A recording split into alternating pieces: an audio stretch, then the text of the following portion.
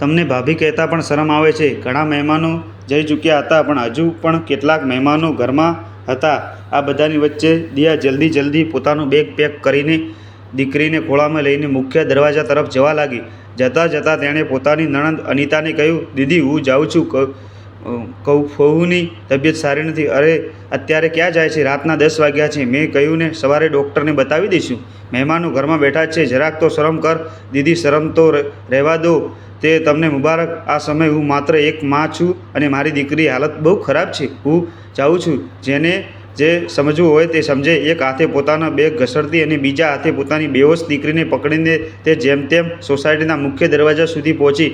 જોયું તો રીચા દીદી અને નરેન્દ્ર જીજાજી પોતાની કારમાં તેની જ રાહ જોઈ રહ્યા હતા. દિયાને જોતાં જ બંને કારમાંથી ઉતરીને તરત આગળ આવ્યા.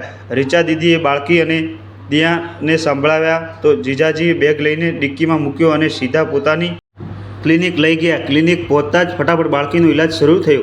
રીચા દીદીએ જ્યારે દિયાના માથા પર પોતાનો હાથ મૂક્યો ત્યારે દિયા તૂટી પડી અને એક બાળકની જેમ ધ્રુસકે રડવા લાગી. દીદી, કહું ઠીક તો થઈ જશે ને? મને બહુ ડર લાગે છે. દીદી, મારી દીકરી દિયા, મારી વાત સાંભળ. તે ઠીક થઈ જશે. કંઈ નહીં થાય તેને. બેસ, તું હિંમત રાખ. પણ દીદી, તે તો બેહોશ થઈ ગઈ છે. તારા જીજાજીનો તેનો ઈલાજ કરી રહ્યા છે ને? બધું ઠીક થશે.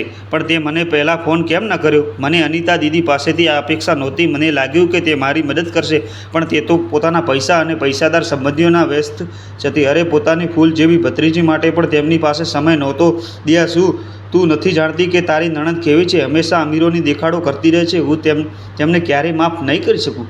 તેમણે મારું અપમાન તો કર્યું જ છે, સાથે મારી દીકરીની આ હાલત પણ તેમની વધી જશે. જાણો તો છો દીદી, હું તો એ વિચારીને આવી હતી કે અભય તો સરહદ પર પોતાની ડ્યુટી નિભાવી રહ્યા છે, તો હું દીદીનું નિમંત્રણ સ્વીકારીને તેમની મેરેજ એનિવર્સરી પર જતી રહું. અહીં આવી તો જરા પણ સન્માન ન મળ્યું મને. રીચા દીદી, હું તેમના ઘરમાં મહેમાન બનીને ગઈ હતી અને જાણો છો મને તેમણે ક્યાં સુવડાવી? તેમના રૂમના પલંગ અને વોશરૂમની વચ્ચે જે જગ્યા હતી ત્યાં જ ફરશ પર. સવારે 9 વાગ્યા સુધી જ્યારે મને ચા ન મળી તો હું જાતે જ કિચનમાં ચા બનાવવા લાગી. આના પર દીદીના સંબંધીઓ મને કામવાળી સુધી કહી દીધું અને દીદી પણ તેમની સાથે મારો મજાક ઉડાવી રહી હતી. જો તે ઈચ્છે તો તેમને રોકી શકો, પણ નહીં, તેમણે આવું ન કર્યું. આ અપમાનમાં તે પણ સામેલ થઈ ગઈ. મને કેટલું ખરાબ લાગ્યું હું જણાવી પણ નથી શકતી.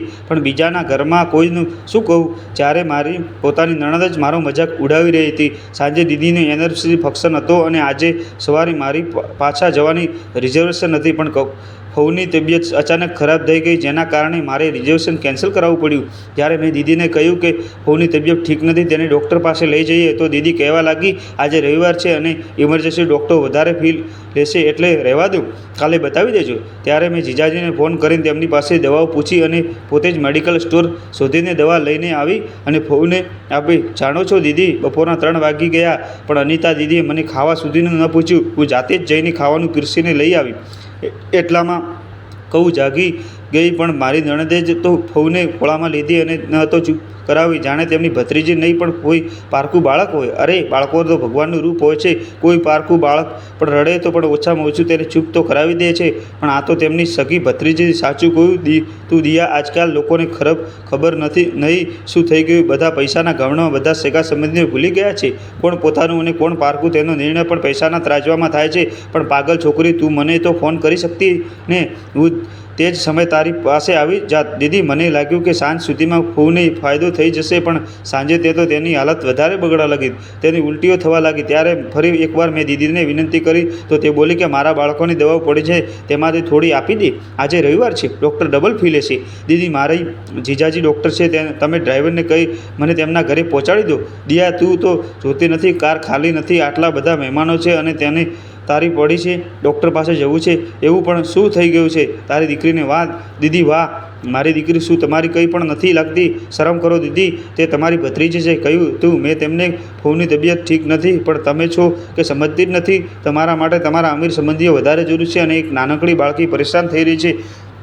તે તેમને દેખાતું નથી. તમે પણ તો એક માં છો, છતાં પણ મારી પરેશાની સમજી નથી જો તમારા બાળકોને પણ આવી જ રીતે તકલીફ થતી હોત તો પણ શું તમે એવું જ કહેત કે આજે રવિવાર છે, ડૉક્ટર ડબલ ફી લેશે, હું તમારા ઘરે મહેમાન બનીને આવી છું, મને શું સન્માન મળ્યું છે?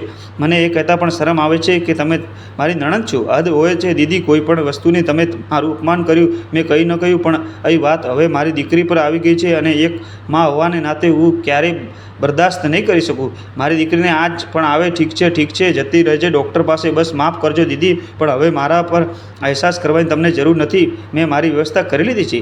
મહેરબાની કરીને હવે મને શાંતિથી બેગ પેક કરી દેવા દો અને શાંતિથી અહીંથી જવા દો.